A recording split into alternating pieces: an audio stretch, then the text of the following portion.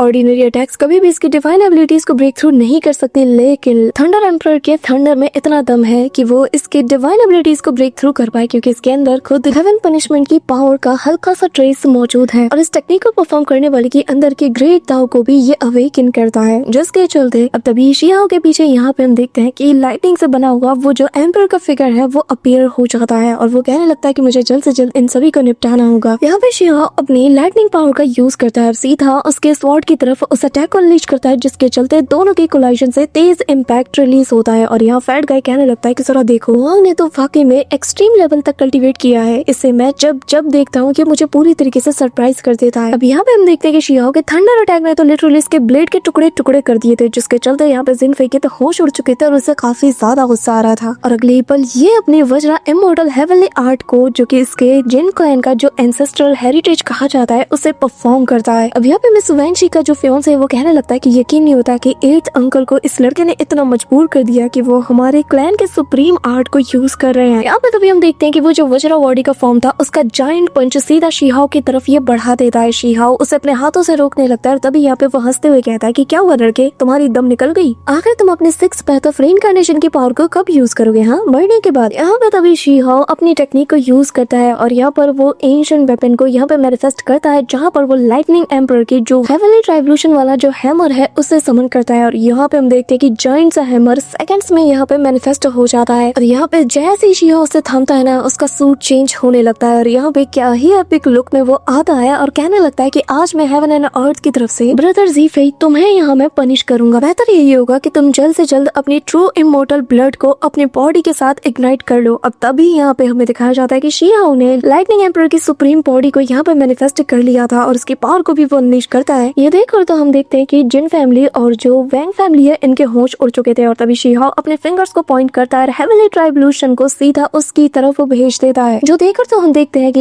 यहाँ जिन फैमिली का जो 8th अंकल है उसकी हालत खराब हो जाती है कि तभी हम यहाँ पे वांग यी को देखते हैं जो कि वैंग फैमिली का 12th अंकल एंड सिस्टर है। वो यहाँ पर उसे अपने डिवाइन सेंस के जरिए से मैसेज भेजता है और कहने लगता है कि ये एक रियल सोवरेन रियलम का ट्राइब्यूशन है और जितना स्ट्रॉन्ग अपोनेंट होगा उतना ही तगड़ा वाला ये ट्राइब्यूशन होता जाएगा, तुम्हें केयरफुल रहना होगा। तभी यहाँ पर वो शी-हाओ की तरफ भी अपना मैसेज भेजता है और कहने लगता है कि हुआंग तुम्हारी इतनी हिम्मत है कि तुम यहाँ पे जिन फैमिली के 8th अंकल को इस हद तक पुश करो, हाँ तुम यहाँ पे ये कैसे कर सकते हो। यहाँ पे हम देखते हैं कि जिन फैमिली का 8th अंकल ऑलरेडी अपने आप को 7 कलर से पूरी तरीके से कवर कर लेता है, अपने आसपास एक बैरियर बनाते हुए कहने लगता है कि अच्छा तो ये जो ट्राइब्यूशन है ये किसी के ट्रू सेल्फ को भी डिस्ट्रॉय कर सकता है, हाँ लेकिन तुम भी मुझे नहीं जानते, मैं तुम्हारे काउंटलेस अटैक और जितने भी तुम्हारे लॉज है ना सबको ब्रेक कर सकता हूँ। ये कहते हुए वो अपनी पावर को अनलीश करता है और तुम्हारा ये सो कॉल्ड हेवनली ट्राइब्यूशन ये मेरा कुछ भी नहीं बिगाड़ सकता क्योंकि मैं हर एक चीज को डिस्ट्रॉय करके रख दूंगा, क्योंकि मेरे डोमेन के अंदर से कोई भी लिविंग क्रिएचर एस्केप नहीं कर सकता। ये कहते हुए वो शी-हाओ की तरफ अपना एनर्जी अटैक कर देता है, लेकिन शी-हाओ तो 2 फिंगर से उसे रोक लेता है और कहने लगता है कि